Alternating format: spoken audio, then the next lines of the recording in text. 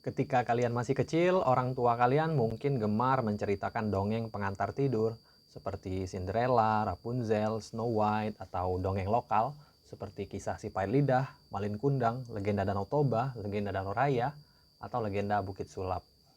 Kalian pasti senang mendengarkan cerita-cerita tersebut. Selain seru dan menegangkan, cerita tersebut menarik untuk disimak. Ketika mendengarkan atau membaca cerita semacam itu, kalian seperti terbang ke dunia hayalan, dunia penuh fantasi yang tidak kalian temui di dunia nyata. Tak heran, cerita tersebut selalu melekat kuat dalam ingatan. Nah, ketika belajar di bangku sekolah, kalian menemukan bahwa cerita pengantar tidur sewaktu kecil itu diajarkan di sekolah. Kalian barangkali jadi bertanya-tanya, mengapa cerita semacam itu diajarkan di sekolah? Apa pentingnya cerita tersebut? Apa manfaat cerita tersebut? Nah, cerita seperti Cinderella atau Rapunzel itu termasuk cerita berbentuk narasi. Cerita berbentuk narasi kental dengan pesan moral sehingga layak diajarkan kepada siswa. Ketika membaca atau mendengarkan cerita narasi, kalian akan mengetahui bagaimana cerita tersebut memiliki latar cerita serta tokoh protagonis dan antagonis yang memiliki karakter yang khas. Memahami bagaimana karakter tiap tokoh dalam cerita narasi akan mengajari juga kalian tentang cara berperilaku dalam kehidupan bermasyarakat. Kalian bisa belajar dari tokoh-tokoh tersebut tentang perilaku yang baik yang bisa kalian tiru dan perilaku yang tidak baik yang harus kalian tinggalkan. Cerita dalam teks narasi juga bisa membantu kalian mengendalikan setiap situasi yang sedang kalian alami. Cerita-cerita tersebut bisa menjadi sumber inspirasi bagi kalian untuk memecahkan masalah yang sedang kalian hadapi. Teks narasi itu sendiri dapat kita maknai juga sebagai cerita imajinasi, yaitu sebuah teks yang mengandung cerita yang bersifat menghibur pembaca atau pendengarnya. Jadi narasi itu sifatnya menghibur, bisa ketika kita membacanya bahagia atau sedih atau campuran keduanya. Kita bisa bahagia sekaligus sedih. Jadi narasi adalah cerita yang menghibur. Apa saja fungsi teks narasi? Sebuah cerita dalam teks narasi itu bisa sangat panjang dan rumit karena masalah yang muncul itu lebih dari satu. Rangkaian peristiwa yang terjadi dalam sebuah teks narasi akan selalu membuat pembaca atau pendengarnya merasa penasaran. Mereka akan tertarik untuk terus-menerus membaca kelanjutan cerita tersebut hingga selesai. Karena itulah kalian bisa mendapatkan hiburan dari membaca teks narasi. Ketika membaca sebuah teks narasi, boleh jadi kalian seperti memasuki dunia lain di luar dunia sehari-hari yang kalian lihat. Dengan membaca teks narasi, kalian bisa merasakan pengalaman yang dialami oleh tokoh-tokoh yang terlibat di dalamnya, atau seolah-olah mengalami sendiri peristiwa dalam cerita tersebut. Kalian bisa berhayal mengikuti petualangan yang dilakukan para tokohnya. Selama menjelajahi dunia hayalan dan bertualang bersama para tokoh dalam sebuah teks narasi, kalian juga bisa belajar tentang nilai-nilai moral dan menerapkannya dalam kehidupan sehari-hari. Jadi kita juga bisa menggunakan cerita untuk belajar bagaimana kita bersikap ketika menghadapi satu persoalan tertentu. Apa saja yang menjadi unsur-unsur pembangun teks narasi? Ada 6.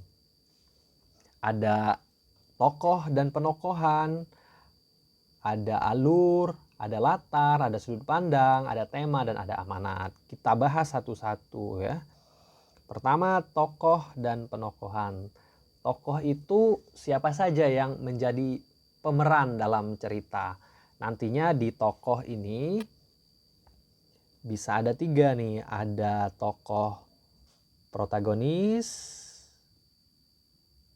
tokoh utama, kemudian ada tokoh antagonis, tokoh yang menjadi lawan dari tokoh utama atau yang menghalangi jalan si tokoh utama untuk menuju tujuannya, dan nanti ada juga tokoh tritagonis. Ini tokoh yang akan membantu tokoh protagonis atau menjadi penengah. Coba kita lihat ya. Setelah itu ada penokohan. Apa itu penokohan? Penokohan adalah cara pengarang menggambarkan tokohnya. Jadi bisa dua ya, bagaimana pengarang itu menggambarkan tokohnya. Bisa secara langsung, bisa secara tidak langsung. Kalau yang langsung, lihat ini. Yang contoh pertama ini cara langsung. Dia langsung menggambarkan tokohnya. Ellie sangat ramah kepada teman-temannya. Ia tidak sombong walaupun selalu menjadi juara. Nah, ini pengarang ingin menggambarkan bahwa si Ellie ini tokoh yang ramah, tidak sombong, dan pintar ya. Nah, kalau yang kedua ini dan selanjutnya ini adalah penggambaran yang secara tidak langsung. Kalau yang kedua ini apa yang digambarkan? Ini memberi gambaran fisik. Bagaimana kita melihat fisiknya? Pengarang ingin menggambarkan tokoh ini sebagai laki-laki yang kuat dan kasar. Dari apa? Dari gambaran fisiknya, ia berotot kekar, perutnya buncit, urat lehernya tampak keluar.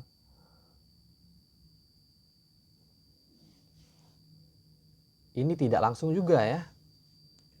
Ini dia ingin menunjukkan bahwa si tokoh ini angkuh.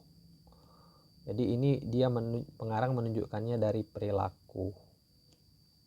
Gimana kita tahu bahwa dia angkuh?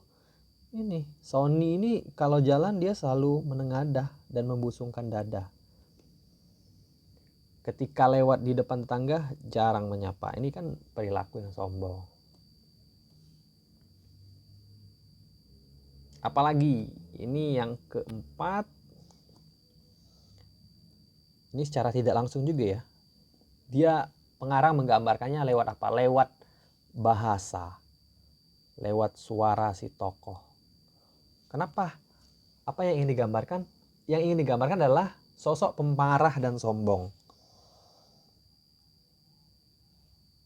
Kelihatan kan yang mana dia marah? Ini dia sedang menunjukkan bahwa tokoh ini tokoh yang pemarah dan tokoh yang sombong.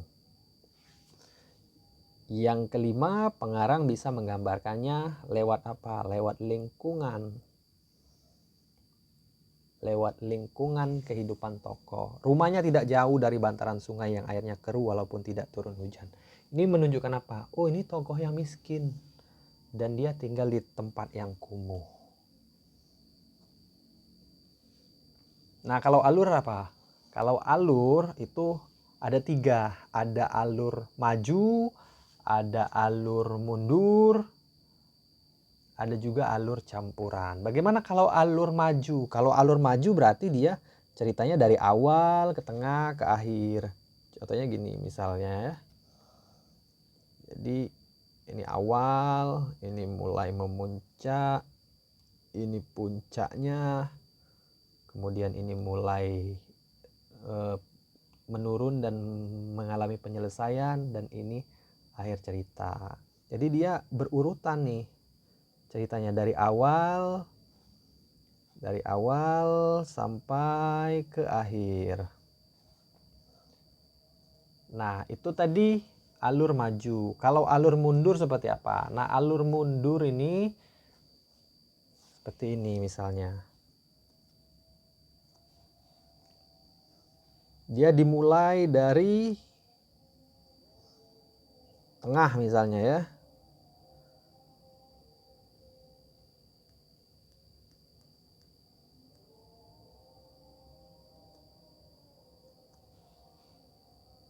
Misalnya dia dimulai dari jelang akhir nih, di jelang akhir. Tapi kemudian dia masuk ke awal lagi, dia masuk ke awal lagi, dia masuk ke awal lagi. Kemudian bergerak maju lagi, tapi kemudian ada lagi nih. Kemudian baru di akhir. Ini yang disebut sebagai alur maju. alur mundur ya, alur mundur. Atau alur sorot balik, flashback. Ada bagian di belakang yang dimajukan ke depan, tapi kemudian bergerak lagi maju ke depan. Yang terakhir apa? Yang terakhir ini alur campuran.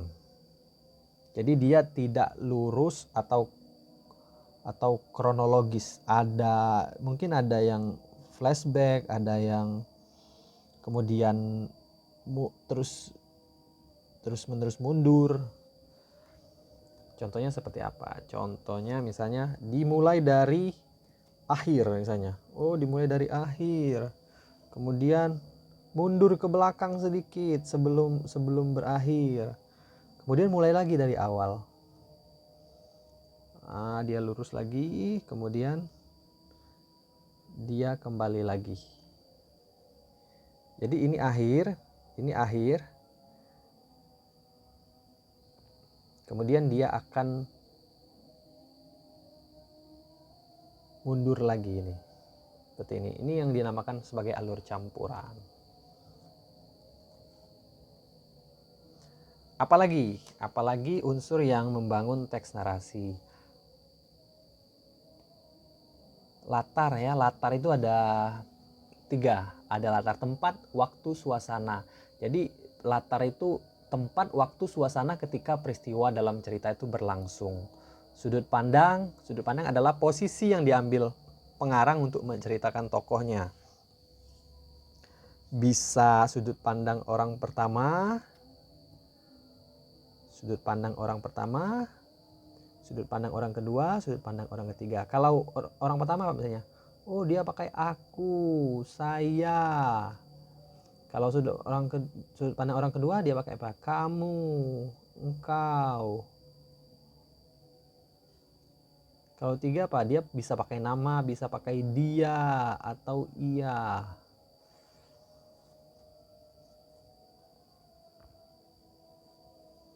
Nah, kalau tema itu adalah gagasan yang menjalin keseluruhan isi cerita.